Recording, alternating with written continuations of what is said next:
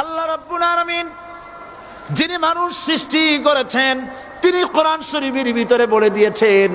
আমি প্রথমেই বলেছি, আপনারা লক্ষ্য করুন, এই কোরআন তাবিজের কিতাব নয়, এই কোরআন তদবিরের কিতাব নয়, ঝাড়ফুঁকের কিতাব নয়। কোরআন হলো পৃথিবীর মানুষের জন্য কোড অফ লাইফ, পূর্ণাঙ্গ জীবন বিধান। সব কিছু আল্লাহ পাক কোরআনের ভিতরে বলে দিয়েছেন, কোনো জিনিস বাদ দেন নাই। আপনি আমি কেমনে সৃষ্টি হয়েছে আল্লাহ পাক কোরআনের ভিতরে বলেছেন, ইন্না খালাকনাকুম মিন তুরাবিন সুম্মা মিন নুতফাতিন সুম্মা মিন আলাকাতিন সুম্মা মিন মুদগা।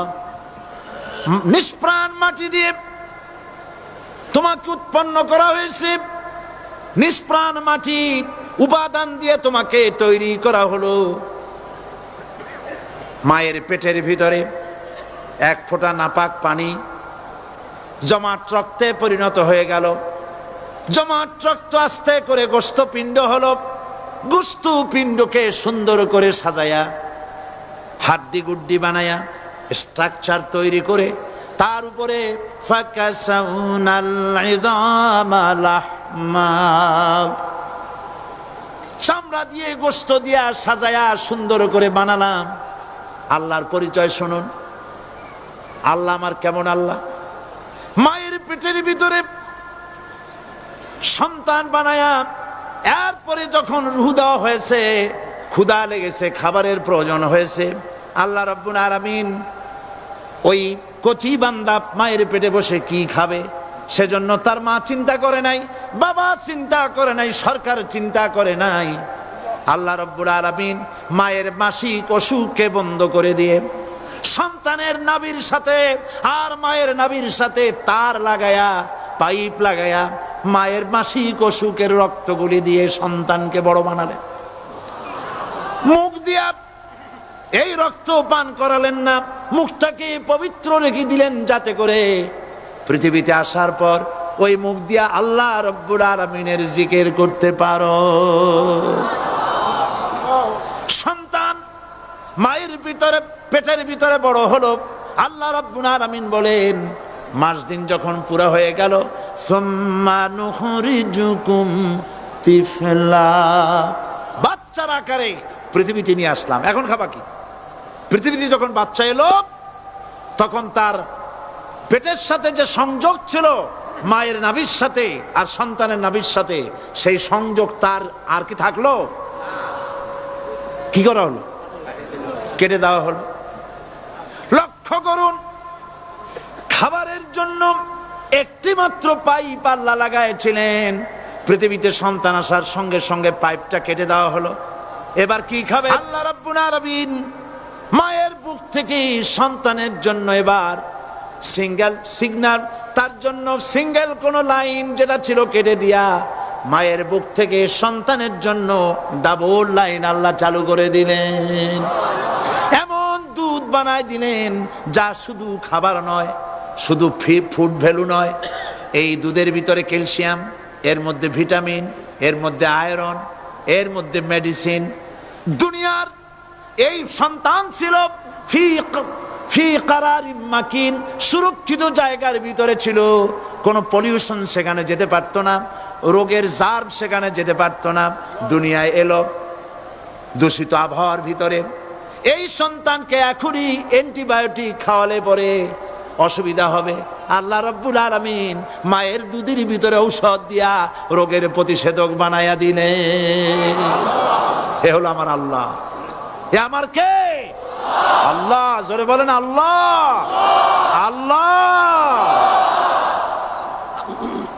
আল্লাহ রাব্বুল আলামিন মায়ের দুধ দিয়ে সন্তানকে বড় করলেন আর শোনায় দিলেন, খবরদার এই মায়ের সাথে, এই বাপের সাথে নাফরমানি করবি না। মা বাপের জন্য আমার কাছে দোয়া করবে, রব্বির হামহুমা কামা রাব্বায়ানি সাগীরা। সবাই পড়েন আমার সাথে, রব্বির হামহুমা কামা রাব্বায়ানি সাগীরা। আল্লাহ পাক শিখাই দিলেন বান্দারে আমার কাছে দোয়া করায়, আল্লাহ আমার মা বাপ আমাকে ছোটবেলায় যেভাবে স্নেহের কোলে লালন পালন করেছে, এইভাবে আমার মা বাপদের তোমার রহমতের কোলে লালন পালন করো। মনে থাকবে ভাইরা? বলেন মনে থাকবে? প্রত্যেক নামাজের পরে মা বাবার জন্য দোয়া করবেন, বেঁচে থাকুক আর মরে যাক, দোয়া করবেনই। মনে থাকবে? রব্বির হামহুমা কামা রব্বায়ানি সগীরা। আবার পড়েন রব্বির হামহুমা কামা রব্বায়ানি সগীরা। আল্লাহ পাক মায়ের মর্যাদা এত বাড়াইছেন, সাহাবী প্রশ্ন করেছে ইয়া রাসূলুল্লাহ খেদমত করব কার? হুজুর বলেন তোমার মায়ের, তারপরে কার? তোমার মায়ের, তারপরে কার? তোমার মায়ের, তারপরে কার? তোমার পিতার। বাপের চাইতে মায়ের মর্যাদা আল্লাহ 3 গুণ বাড়াইয়া দিলেন, 3 গুণ বৃদ্ধি করে দিলেন। হাদিস শরীফে এসেছে হযরত আবী হুরায়রা রাদিয়াল্লাহু তাআলা আনহু রাসূলের কাছে এসে রাতের বেলায় কাঁদতেছিলেন। হুজুর প্রশ্ন করলেন, আবু হুরায়রা কাঁদো কেন? হযরত আবু হুরায়রা বলছেন, হুজুর মা আমাকে মেরেছে। তিনি প্রশ্ন করলেন, আচ্ছা মা তোমার মারলো কেন? তুমি কি কোনো বেয়াদবি করছো? তিনি বললেন না। তবে মারলো কেন? হযরত আবু হুরায়রা বলেন, ইয়া রাসূলুল্লাহ আপনার খেদমত থেকে বাড়ি ফিরতে আমার দেরি হয়ে গিয়েছিল। গভীর রাত্রে যখন বাড়ি গেছি, মা আমাকে প্রশ্ন করলেন, বাবা দেরি হলো কেন, কোথায় ছিলি? তাম পৃথিবীর মানুষ যেই কদম মোবারক চুমু দিতে পারলে ধন্য হয়ে যায়, সেই আখিরি জামানার পয়গম্বর নবী মুহাম্মদ রাসূলুল্লাহ সাল্লাল্লাহু আলাইহি সাল্লামের দরবার থেকে আসতে আমার দেরি হয়ে গেছে। ইয়া রাসূলুল্লাহ আমার মা আপনার নাম শুনে তার গা জ্বলে উঠল, তিনি কাফের মুশরিকা। আপনার নাম শুনে অগ্নি শর্মা হয়ে আমাকে ধরে পিটানো আরম্ভ করলেন আর বললেন, আবু হুরায়রা হয় মুহাম্মদ সাল্লাল্লাহু আলাইহি সাল্লামের বাড়ি ছাড়বি, নইলে আমার বাড়ি ছাড়বি, কি করবি বল। মার খেতে খেতে আমি বললাম, মা তোমার গায়ে যত শক্তি আছে আমারে মারো, তোমার বাড়ি শুদ্ধ, তাম দুনিয়াটা ছেড়ে দিতে পারি, মুহাম্মদ রাসূলুল্লাহর কদম মোবারক ছেড়ে দিতে পারি না। হুজুর আমার মা গলা ধাক্কা মেরে আমাকে বের করে দিয়েছেন। হুজুর বলছেন, আবু হুরায়রা মা তোমাকে মেরেছে আর আমার কাছে নালিশ করছো, আমি তোমার মায়ের কোনো বিচার করতে পারবো না। সুবহানাল্লাহ, এত বড় পাওয়ারফুল নবী, শানওয়ালা, ইজ্জতওয়ালি, বরকতওয়ালি, এত বড় নবী বলছেন মা মেরেছে, আমার করার কিচ্ছু নাই। সুবহানাল্লাহ। তোমার মা মুশরিকা হোক আর যাই হোক, তোমার মা। সুবহানাল্লাহ বলেন। আমার বন্ধুগণ, হযরত আবু হুরায়রা বলেন, ইয়া রাসূলুল্লাহ মায়ের বিরুদ্ধে কোনো অভিযোগ নিয়ে আমি আপনার কাছে আসি নাই। হুজুর বললেন, কেন আসছো বলো খুলে। আবু হুরায়রা বলেন, হুজুর আমি জানি আপনি আল্লাহর দরবারে যদি কোনো ব্যাপারে হাত তোলেন আল্লাহ মঞ্জুর করে ফেলেন। আপনি দয়া করে আমার মার জন্য দোয়া করেন, আল্লাহ যেন হেদায়েত দিয়ে দেন। আমার নবীজি দুখানে হাত উত্তোলন করলেন, বললেন, আল্লাহুম্মা ইহদি উম্মা আবি হুরায়রা, আয় আল্লাহ আমি দোয়া করতেছি আবু হুরায়রার মাকে হেদায়েত নসিব করো। হুজুর হাত তুলে মোনাজাত করছেন, আবু হুরায়রা দৌড় দিলেন বাড়ির দিকে। কয়েকজন সাহাবী হযরত আবু হুরায়রার জামা টেনে ধরেছে, এই ভদ্রলোক দৌড়ায় কেন? এত শান্ত মানুষ, কখনো গরম হয়ে কারোর সঙ্গে কথা বলে না, এই মানুষটা দৌড়ায় কেন? কোনো বিপদ হইল নাকি? জামা টেনে ধরে বলে, আবু হুরায়রা দৌড়াও কেন? হযরত আবু হুরায়রা বলেন, জামা ছেড়ে দাও, কোনো বিপদ আমার হয় নাই, আমি দৌড়াইয়া বাড়ি যাই দেখতে চাই। আমি দৌড়াইয়া আগে বাড়ি যেতে পারলাম না, আমার নবীর দোয়া আগে আমার বাড়ি চলে গেছে, আমি এটা দেখতে চাই। হযরত আবু হুরায়রা দৌড়াতে দৌড়াতে বাড়ি চলে গেছেন। দরজায় নক করলেন, ভেতর থেকে আওয়াজ এলো, কে? তিনি বললেন, আমি আবু হুরায়রা, মা দরজা খুলে দাও, আমি তোমার সন্তান। মা বললেন, বাবা অপেক্ষা করো, দরজা খুলতেছে। হযরত আবু হুরায়রা বলেন, মায়ের গলার আওয়াজের ভেতরে কুফরি কর্কশতা পেলাম না, মায়ের গলার আওয়াজের ভেতরে তাওহীদের নরমিয়াত পেলাম। আমার কাছে মনে হলো আমি আবু হুরায়রা বাড়ি আসার আগে নবীজির দোয়া আল্লাহর আরশে পৌঁছে গেছে। আবু হুরায়রা বলছেন, মা আমার কিছুক্ষণ পরে ঘরের থেকে বেরিয়ে এসেছেন, আমি দেখলাম মায়ের শরীর ভিজা, মাথার চুল দিয়া পানি টপকাচ্ছে। মা আমার বললেন, বাবারে তোমাকে মারার পর আমি নিদারুণ অনুশোচনায় পড়েছিলাম, মনে মনে ভাবলাম, আহারে আমার সন্তানরা আমি কেন মারলাম? সে তো কোনো খারাপ কাজ করে নাই, কোনো খারাপ জায়গায় যায় নাই, এত ভালো মানুষ যার সম্পর্কে লোকেরা খামোখাই মিথ্যা কথা বলে, এই ভালো মানুষটার কাছে গেছে, সেজন্য আমি মারলাম কেন? বাবা গো, আমি আমার ভুল বুঝতে পেরেছি, জীবনের ভুলও ধরা পড়েছে, আমাকে জলদি করে নিয়ে চলো বিশ্ব নবীর দরবারে।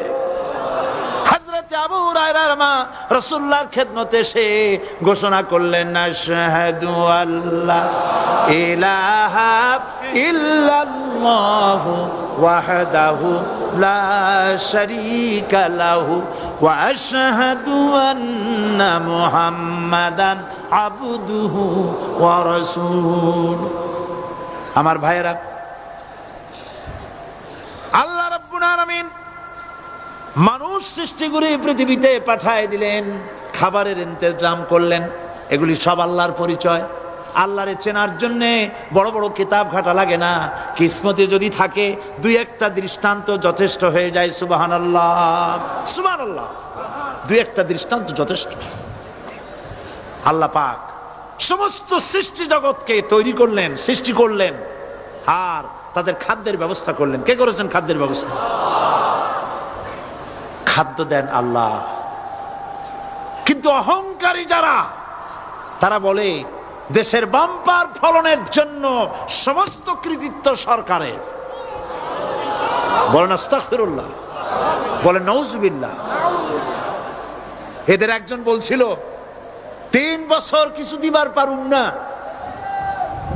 লোকেরা কয় আমরা না খাইয়ে থাকুম, আল্লাহ কয় আমিও দেহুম, কদ্দুর পারো না খাইয়ে থাকতে। ফসল কে দেন? জোরে বলেন, কে দেন? বাম্পার ফসলের ফলনের দাবি সরকার করতে পারে না, এটা কুফরি, এটা শিরক।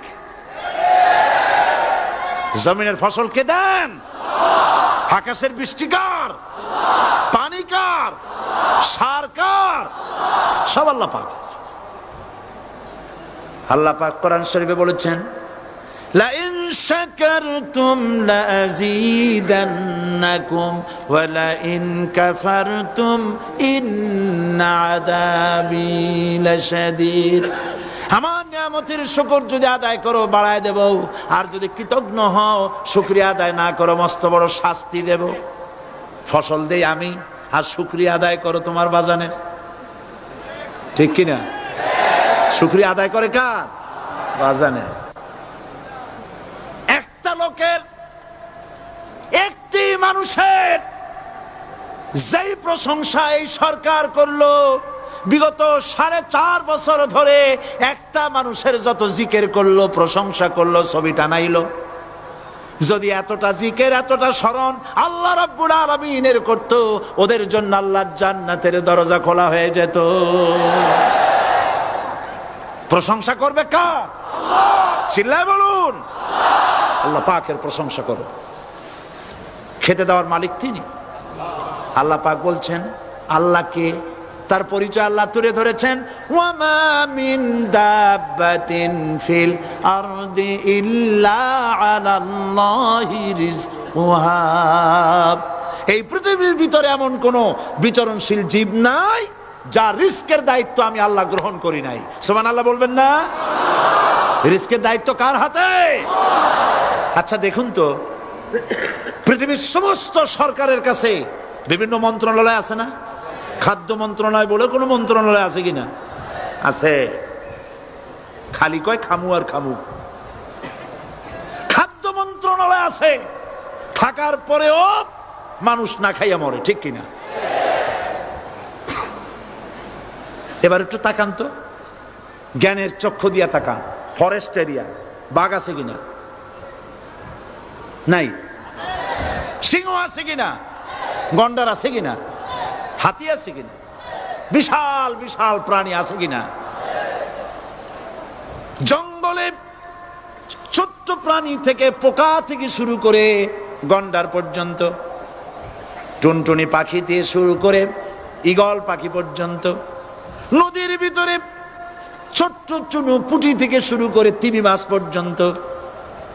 প্রাণী তত্ত্ববিদরা বলেছেন সমুদ্রের ভিতরে এমন এমন বড় বড় তিমি আছে যে একটা তিমির ওজন 5000 টন পর্যন্ত হয়ে যায়। 5000 টন তিমিটার ওজন। এর যখন বাচ্চা হয় তখন বাচ্চার দৈনিক দুধ লাগে 50 থেকে 60 মণ পর্যন্ত। কে ব্যবস্থা করে? রুহান মান ফেরেশতা। তো ওর মা যেমন বাচ্চা তো সেরকম হবে, ঠিক কিনা? কে দেয় খাবার? এবার দেখেন তো আপনার দেশের এই জঙ্গলে কত হাতি আছে। হাতিরা মিছিল করে আসছে যে আল্লাহ আমাদের এখন আর খাইতে যেতে দিতে পারে না, বাংলাদেশের গভর্নমেন্ট কিছু দাও। আসছে না, খাইয়া ক্ষুধার জ্বালায় হাতি মরেছে, বাঘ মরেছে, সিংহ মরেছে। এর কোনো দৃষ্টান্ত আছে? ক্ষুধার জ্বালায় আকাশের উড়ন্ত পাখিরা ছটফট করে মারা গেছে, দৃষ্টান্ত আছে? নদীর মাছেরা ক্ষুধার জ্বালায় ভেসে উঠেছে, না খাইয়া মরে গেছে, দৃষ্টান্ত আছে? মহান আল্লাহ রাব্বুল আলামিন কোরআন শরীফের ভিতরে বলেছেন অনেক প্রাণী এমন আছে যারা তাদের খাদ্যকে সঞ্চয় করে না, খাদ্যকে জমা করে না, আহরণ করে না। সকাল বেলায় একটা খাবার খেলো, দুপুরে কি খাবে তার জানা নাই। শকুন পৃথিবীর মাটি থেকে 3 মাইল উপরে ওড়ে, তার চোখকে আল্লাহ পাক এত তীক্ষ্ণ বানিয়ে দিয়েছেন। এই চট্টগ্রামের কোথায় মরা গরু আছে 3 মাইল উপর দিয়ে দেখতে পায়? সুবহানাল্লাহ করতে ইচ্ছা করে না। এই প্রাণীগুলি খাবারগুলি কোনো গভর্নমেন্ট জোগাড় করে রাখে নাই। আল্লাহ পাক বলেন সবার খাবার আমি দেই। সকাল বেলায় সমস্ত প্রাণীগুলি, মহাশূন্যে পাখি, পানির ভিতরে মৎস্যরাজি, জঙ্গলের ভিতরে হিংস্র প্রাণী, পোকামাকড় থেকে শুরু করে সবগুলো খালি পেটে সব বেরিয়ে যায়, কারো কোনো খাবারের মজুদ নাই। সন্ধ্যা হতে না হতে সমস্ত প্রাণীগুলির পেট ভরাইয়া আমি আবার যার যার ঘরে ফিরাই দেই। ওয়ামা মিন দাব্বাতিন ফিল আরদি ইল্লা আলাল্লাহি রিজকুহা। সমস্ত প্রাণী রিজকের দায়িত্ব আমি আল্লাহর হাতে। কে দেয় রিজেক? জোরে বলুন, কে দেন? আল্লাহ পাক। কি খাবেন সব আল্লাহ জোগাড় করে দিয়েছেন। তরি তরকারি জোগাড় করেছেন, মাছ জোগাড় করেছেন, চাউল দিয়েছেন, খাবার দিয়েছেন, গোশত দিয়েছেন, সব দিয়ে দিয়েছেন আল্লাহ রাব্বুল আলামিন। সমস্ত জিনিস দিয়ে মানুষকে আল্লাহ পাক তার জন্য আল্লাহ সব করেছেন। খালাকালাকুম মা ফিল আরদি জামিআ। এই পৃথিবীতে যা তৈরি করেছে সব তোমার জন্য। এ হচ্ছে আমার আল্লাহ, এ হচ্ছে আমার কে? আল্লাহ। সে আল্লাহ পাক বলছেন, আল্লাহর পরিচয় তিনি স্রষ্টা, তিনি রিজেক দাতা। এবার আইনদাতা কে? আইনদাতা কে? আরো জোরে বলুন। আইনদাতা আল্লাহ হচ্ছে আল্লাহর পরিচয়। ইনিল হুকমু ইল্লা লিল্লাহ আলা লাহুল খালকু ওয়াল আমর। সৃষ্টি যার, আইন চলবে তার। আমার দেশে আল্লাহর আইন চলছে? আমাদের দেশের কল কারখানা, ক্ষেত খামার, অফিস আদালত আল্লাহর আইন অনুযায়ী চলে? চলে না। বরং আল্লাহর আইনকে মুছে ফেলার জন্য, নিজেদের আইন সৃষ্টি করার জন্য প্রচেষ্টা চালানো হচ্ছে। আল্লাহর আইন মানুষের জন্য সব থেকে বেশি উপযোগী, কারণ সৃষ্টি করেছেন কে? বলেন, কে করেছেন? আল্লাহ। প্রত্যেকটি মেশিন আপনি যা কিনবেন, রেডিও হোক, টিভি হোক, যে কোনো যন্ত্র হোক, গাড়ি হোক, তার সাথে একটা লিটারেচার, একটা বই তার সঙ্গে দিয়ে দেওয়া হয়। ওই বইয়ের মধ্যে লেখা থাকে এটা কিভাবে চালানো হবে, অপারেট করা হবে, তার সিস্টেম লেখা থাকে। আপনার ইচ্ছা মতো চালাইলে হবে না। এই মানব গোষ্ঠীকে সৃষ্টি করেছেন এখন আপনি যদি আপনার আইন মতো চালান তা কি চলবে? চলবে না। আপনি আপনার আইন মতো চালাচ্ছেন, ভালোভাবে চলতেছে? চলতেছে না। স্বরাষ্ট্রমন্ত্রী বলতেছেন সন্ত্রাসীদেরকে মাটির তলা থেকে খুঁজে বের করা হবে, কিন্তু নাকের উপর দিয়া ব্রিফকেস চুরি হয়ে যায়, উনি তা ধরতে পারেন না। এই হলো আইন। অনাবরত খুন হচ্ছে, অনাবরত সন্ত্রাসী তৎপরতা চলছে, আর ওনারা বলছেন আগের থেকে এগুলি চলে আসছে, একজনের খুনের বিচার না হইলে এরকম খুন তো হইতেই থাকবে। তাহলে খুনকে, হত্যাকে, সন্ত্রাসকে সরকার জাস্টিফাইড করছেন। নাউজুবিল্লাহি মিন যালিক। এই জন্য আইন হতে হবে আল্লাহর। আইন হতে হবে কার? চিল্লায় বলেন, আল্লাহ পাকের আইন হতে হবে। আমি একদিন পার্লামেন্টে বলেছিলাম, আমার দেশের নেতা নেত্রীরা বারবার হজ করতে যান, উমরা করতে যান, সেখান থেকে আসার সময় কি আনেন? আতর, পাথর, সুরমা আর খুরমা, এই কিছু নিয়ে আসলেন। কিন্তু আমি বলেছি আপনারা কি কিছু চোখে দেখেন না? পার্লামেন্টে এইভাবে বক্তৃতা করেছে, কিছু চোখে দেখেন না? আমি প্রশ্ন করে আমি আবার জবাব দিচ্ছি, আপনারা যারা হজ করতে যান, উমরা করতে যান, হজের কথাই ধরি, এই হজ করতে যখন যান তখন মুজদালিফায় একটা রাত কাটাইতে হয়। সেটা কোন দিন? ইয়ৌমে আরাফার পরের দিন। এই মাঠে দালান কোঠা আছে, এখানে বেড়া আছে, শামিয়ানা আছে, পর্দা আছে, তাবু আছে, কিচ্ছু নাই। লক্ষ লক্ষ নারী আর পুরুষ পাশাপাশি শুয়ে থাকে, তাও সুবহানাল্লাহ কইতে ইচ্ছা করে না। সারা রাত জনে জনে পুলিশ পাহারাদার নাই। কিরকম মেয়ে এলো, চাঁদের সৌন্দর্য হার মানায় দিতে পারে এরকম সুন্দরী, এরকম সুন্দরী নারী, সুদর্শন পুরুষ পাশাপাশি রাস্তার ধারে মরুভূমির ভিতরে সারা রাত কাটাচ্ছে। ইয়ৌমে আরাফার পরের রাতটা একটা রাত পুরা। এভাবে চলতেছে বছরের পর বছর, শতাব্দীর পর শতাব্দী, সহস্রাব্দীর পরে সহস্রাব্দী। আমি প্রশ্ন করি, পৃথিবীর ইতিহাসে কেউ কি এমন কথা বলতে পেরেছে, লিখতে পেরেছে যে মুজদালিফার রাতে সেখান থেকে 10টা নারী হাইজ্যাক হয়েছে, 5টা নারী লাঞ্ছিত হয়েছে? বলতে পারবে? গভীর রাত্রে পুরুষ সঙ্গী ছাড়া সুন্দরী রমণী, যুবতী রমণী একাকিনী নিজের ঘর ছেড়ে আল্লাহর ঘরে তওয়াব করতে আসে। তওয়াব সেরে তাহাজ্জুদের নামাজ পড়ে আল্লাহর কাছে মোনাজাত করে একা একা হাজার হাজার লাখো পুরুষের ভিতর থেকে আপন ঘরে ফিরে যায়। কারো বাবার হিম্মত নাই, একবার তাকায় সে তো রূপ উপভোগ করার জন্য আবার তাকায়, অথবা তার আঁচল ধরে টান মারে। আছে ইতিহাস? কথা কন না কেন? সুন্দরী একটা মাইয়া মক্কা থেকে মদিনা থেকে পাওয়া যায় না, 15 দিন হয়ে গেছে। হয়েছে কখনো? এবার জবাব দেন, কেন হয় না? কেন হয় না? আমার দেশের মেয়েরা রাস্তা দিয়ে হাঁটতে পারে না। হাই স্কুল মেয়েদের, হাই স্কুল মেয়েদের কলেজ যখন ছুটি হয়, তথাকথিত সোনার ছেলেরা গেটের সামনে এতিমের মতো কালায় থাকে। অনবরত হাইজ্যাক হচ্ছে, ধর্ষণের সেঞ্চুরি হচ্ছে। আর ওখানে হয় না কেন?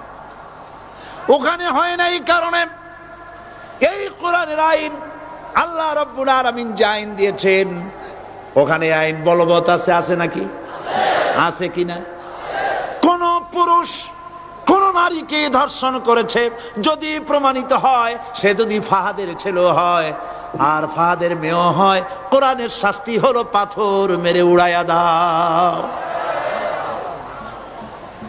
তাকে জানিয়ে দেওয়া হবে রেডিও টিভির মাধ্যমে, জেনাকারের ব্যভিচারীর শাস্তি হবে। চতুর্দিকে হাজারো লোকেরা দাঁড়াবে, হাতে পাথর নিয়ে পাথর মেরে তাকে তার গোশত হাড্ডি বাতাসের সাথে উড়ায় দেবে। একজন মানুষ আর একজন মানুষকে খুন করলো, এই আসামি ধরা পড়ে গেল, কোরআনের শাস্তি হলো যখন ধরা পড়বে প্রমাণিত হবে যেমন ভাবে হত্যা করেছে ওরেও হত্যা করো। এই দৃশ্য, এই আইন যদি বাংলাদেশে যদি এই আইন চালু হয়ে যেত, খুনের আসামি ধরা পড়েছে জেনার আসামি, প্রকাশ্য ময়দানে এলো, সাক্ষী প্রমাণে কোর্টে প্রমাণিত হলো সত্যি সে খুনি। এই বিশাল আউটার স্টেডিয়ামের মাঝখানে খুনি কি দাঁড় করাও, চতুর্দিকে হাজারো লাখো মানুষ থাকুক, রেডিও টিভির ক্যামেরা কার্যকর হবে, পত্র পত্রিকার সাংবাদিকরা আসবে, তরবারির এক আঘাতে খুনির কল্লাটা উড়ায় দাও, দেহটা নিঃসার হয়ে জমিনে পড়ে যাবে।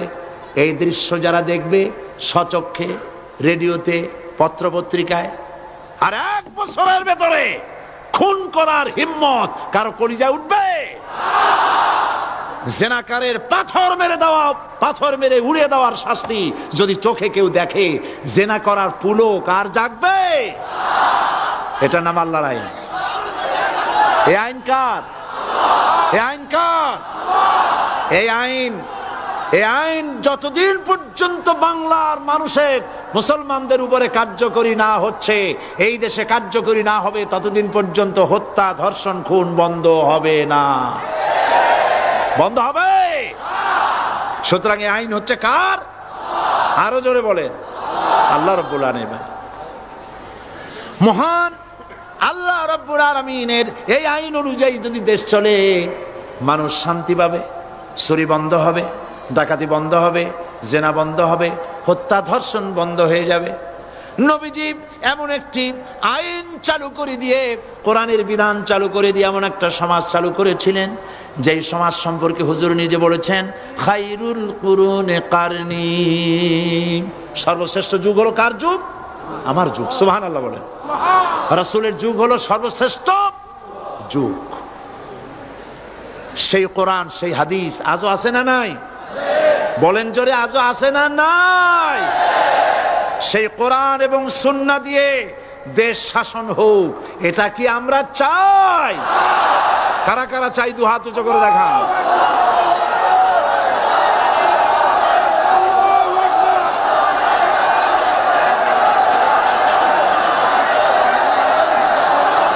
আরে ভাই, আপনারা দাঁড়ায় গেলেন কেন?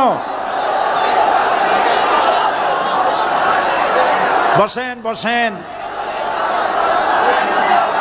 আমি তো একটা স্লোগান দিতে বললাম, হাত দেখতে চাইছি আমি, মাথা দেখতে চাই নাই।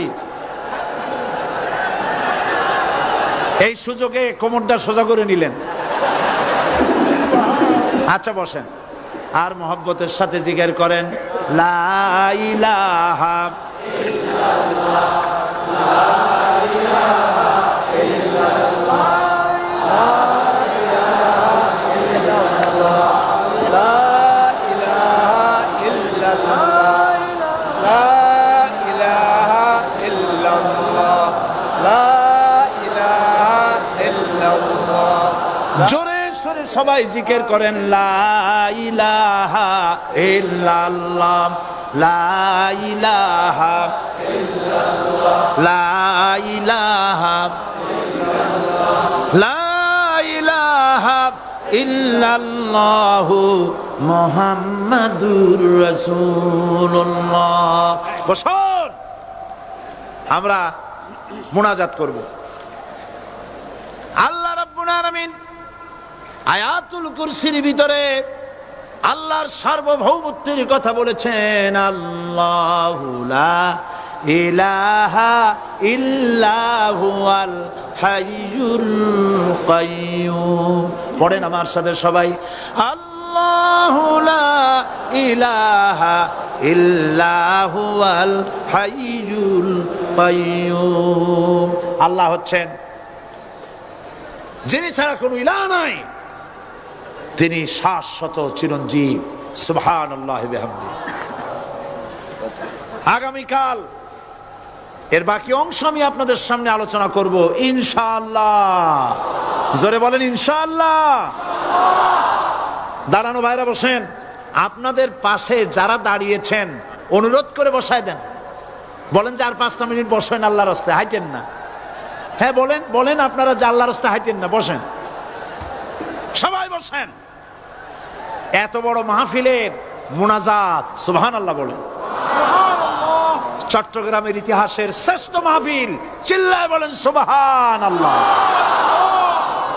গোটা বিশ্বের কোরআনের শ্রেষ্ঠ মাহফিল, বলেন সুবহানাল্লাহ। যারা বলেন আলহামদুলিল্লাহ। আগামীকাল এ মাহফিলের আখেরি মুনাজাত হবে ইনশাআল্লাহ। বলেন ইনশাআল্লাহ। আমি আন্তরিকভাবে দুঃখিত, প্রতি বছর আমার মা বোনদের জন্য, চট্টগ্রামবাসী আমার মা বোনদের জন্য আলাদাভাবে তাদের প্রশ্নের উত্তর দেই এবং তাদের সামনে কোরআন হাদিসের কথা আলাদাভাবে বলি। এবছর দিন কম হয়ে গেল বলে মহিলারা, মা বোনেরা বঞ্চিতা হয়ে গেলেন। শিশু কিশোরদের জন্য আলাদাভাবে সমাবেশ করা হয়, তাও বঞ্চিত হয়ে গেল। এই বিশাল তাফসীরুল কোরআন মাহফিলের বরকত থেকে চিটাগংবাসীকে যারা বঞ্চিত করলো, আল্লাহ তাদের হেদায়েত নসিব করে দিন। যদি হৃদয় থাকে, যদি হৃদয় বলে কিছু থাকে,